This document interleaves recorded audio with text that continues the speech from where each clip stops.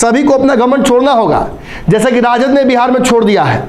लोकतंत्र को फिर से स्थापित करते हैं और विपक्ष की ताकत को मजबूत करते हैं। निश्चित तौर पर भाजपा को डरना चाहिए। बिहार में जितने भी विपक्षी दल हैं, जो सत्ता और विपक्ष के बीच भी नहीं हैं, उन्हें भी साथ लाना ही होगा। नमस्कार, भारत लाइव देख रहे हैं आप, और ये गेम बड़ा है। दिल्ली से आया मेरा दोस्त, दोस्त को सलाम करो। दोस्त क्या क्या लेकर आया है ये अभी मत पूछना, क्योंकि ये पूछोगे तो फिर राज खुल जाएगा। कौन कौन मिला, किसको कौन सा बतासा खिलाया गया, किसके शान में बिस्कुट रखा गया, और कौन रात में पार्टी मचा रहा था दिल्ली में, ये सारी खबरें हमें प्राप्त हैं। लेकिन धीरे धीरे एक एक करके आप तक वो सारी खबरें पहुंचाई जाएंगी। ऐसे भी गेम बड़ा में क्या होता है, पर्दे के पीछे जो कुछ हुआ है होता है, वो आपके सामने ला कर रख देता हूँ, और रखता ही नहीं हूँ, एक एक करके बताता हूँ कि क्या क्या हुआ है। नीतीश कुमार तो वापस आ गए। अब भाजपा के लोग कह रहे हैं लौट के बुद्धू घर को आए। अब कहीं ना कहीं भाजपा के इस कहने में भाजपा की खींच भी है। अब जिसके घर में ब्याह हो, बड़ा फंक्शन हो, उसके घर के सामने म्युनिसिपैलिटी अगर गड्ढा खोदने लगे तो बेचैनी बढ़ी नहीं जाएगी। नीतीश कुमार दरअसल नरेंद्र मोदी के घर को नुकसान नहीं पहुंचा रहे हैं, बस उनके घर के सामने ही जो रोड है वहाँ गड्ढा खोदना उन्होंने शुरू कर दिया है। अब आप बेहतर समझ सकते हैं कि एक कुदाल से कोई व्यक्ति कितना दिन, तो बचपन में पढ़े होंगे मैथ में कि एक व्यक्ति गड्ढा खोद रहा है तो कितना खोदेगा। अगर 10 आदमी मिलकर वही गड्ढा खोदे तो जल्दी खुद जाएगा। और यही काम कहीं ना कहीं दिल्ली में नीतीश कुमार ने शुरू कर दिया है। राहुल गांधी ने प्रयास किया, नहीं हुआ। पूरे विपक्ष के नेता ने प्रयास किया, नहीं हुआ। कांग्रेस, केजरीवाल, नीतीश कुमार, ममता, मायावती, एक लिस्ट लंबी है, कितने नेताओं का नाम लें, ये सब मिलकर अगर गड्ढा खोदे तो जल्दी खुद सकता है। चांसेस है कि नरेंद्र मोदी उस गड्ढे की खुदाई देखकर पहले ही हड़क जाए। नीतीश कुमार का इससे क्या फायदा है ये आगे पता चलेगा। संपूर्ण विपक्ष का इससे क्या फायदा है ये दिखने लगा है। कांग्रेस पहले से काफी कॉन्फिडेंट हो गई है। नीतीश कुमार भी पुरानी भूल चूक को विपक्ष की माफ करने के लिए तैयार हैं। कांग्रेस भी नीतीश की गलतियों को माफ करने के लिए तैयार है। आखिर नीतीश कुमार एक बार गंगा नहीले बढ़े, भले ही उन्होंने जो गलतियां की हों, लेकिन वो सब बिहार की राजनीति में अब धुल चुका है। राष्ट्रीय राजनीति में एक नया पन्ना लेकर नीतीश कुमार उतरेंगे और शुरुआत करेंगे सीधे लालू यादव और सोनिया गांधी के आशीर्वाद के साथ। ओम नमः शिवाय लिखा जा चुका है। पन्ना पूरी तरीके से अब रंगों से भरना शुरू हो चुका है। एक एक करके इस कड़ी में कई लोगों का नाम जुड़ेगा। केजरीवाल, आगे चल के इसमें अखिलेश यादव, फिर मायावती को भी लाया जाएगा, केसीआर, स्टालिन, विपक्ष के लगभग सभी बड़े चेहरे, सबको इसमें ले आया जाएगा। और ये इसलिए भी जरूरी है क्योंकि जो जितनी भी केंद्रीय एजेंसियां हैं उनका जिस तरीके से उपयोग हुआ है पिछले 1 साल में, इसको लेकर अब विपक्ष में काफ़ी बेचैनी बढ़ गई है। ज्वाइंट पार्लियामेंट्री कमेटी लगातार ये प्रयास कर रही है कि भाजपा को और उसकी निरंकुशता को रोका जाए। कभी तेजस्वी का सम्मान, कभी सिसोदिया को सम्मान, कभी केसीआर की बेटी को सम्मान, ये सारी चीज़ें अब कहीं ना कहीं एक तरफ इशारा करने लगी हैं। और ये बेचैनी विपक्ष के लगभग सभी नेता को है कि हम ठीक है भाजपा को हराकर अपने राज्य में सुरक्षित तो हैं, लेकिन कब तक? बकरे की अम्मा कब तक खैर मनाएगी? अगर यूपी में बचेगी तो महाराष्ट्र में पकड़ी जाएगी।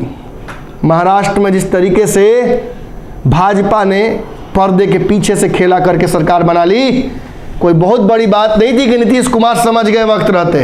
बिहार में भी ये खेला हो ही जाता, होने ही वाला था, लगभग हो गया था, लेकिन वक्त रहते नीतीश कुमार ने उसे पकड़ लिया। नीतीश भाजपा के साथ जा सकते हैं, आज भी कोई बहुत बड़ी बात नहीं है। लेकिन यदि भाजपा रहित गठबंधन में नीतीश कुमार को एक ऐसी छड़ी मिल जाए जिसको चलाते ही पीएम की कुर्सी पर वो पहुंच जाए, तो फिर क्या कहना। राजनीति आज तक अगर नीतीश कुमार ने की है तो इसी जादू के छड़ी पर तो ही की है। बिहार में जादू की छड़ी स्वतः उनके पास चली आई, लेकिन दिल्ली जब वो जाते हैं तो उन्हें सोनिया के दरबार में, केजरीवाल के दरबार में, अन्य नेताओं के दरबार में हाजिरी मत्था टेकना पड़ता है। सभी को अपना घमंड छोड़ना होगा, जैसा कि राजद ने बिहार में छोड़ दिया है।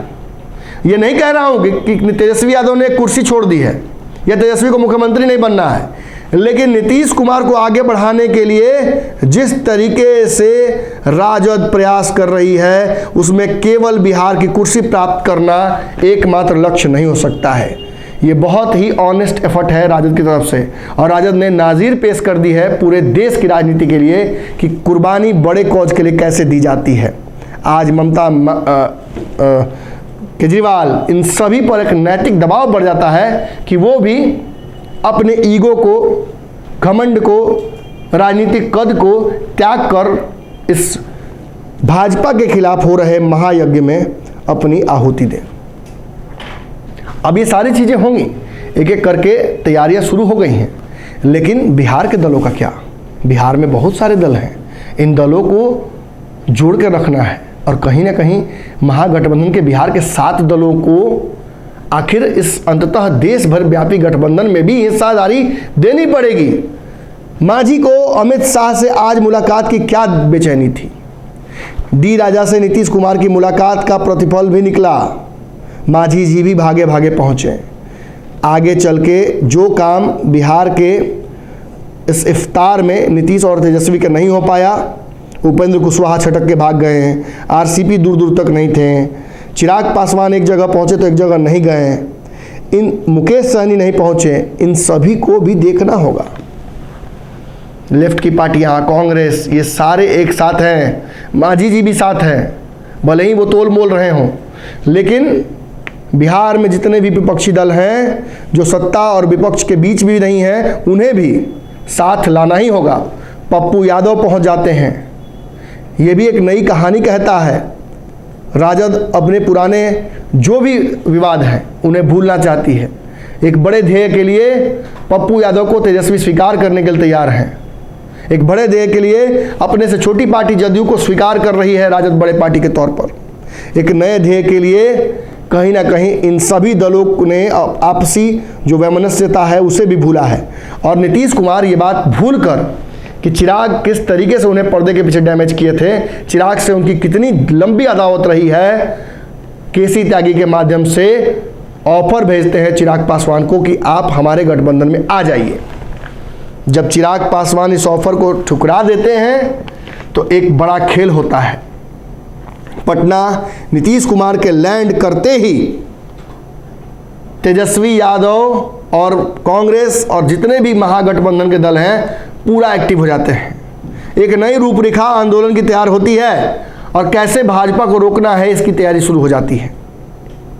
अब चिराग पासवान को भी अपने पाले में करने के लिए शुरुआत कर दी गई है। और नीतीश कुमार के बाद एक बड़ी खबर बता दूं आपको कि बिहार में कांग्रेस अध्यक्ष ने चिराग पासवान के राष्ट्रीय कमेटी के एक बड़े चेहरे को सीधे तौर पर यह न्योता दे दिया है कि आप अब महागठबंधन की तरफ रुख कीजिए, आप चिराग पासवान को लेकर हमारे पास आइए, आप पुरानी बेमनस्यता को नीतीश कुमार के भूलकर भाजपा को रोकने के लिए हमारे साथ आइए।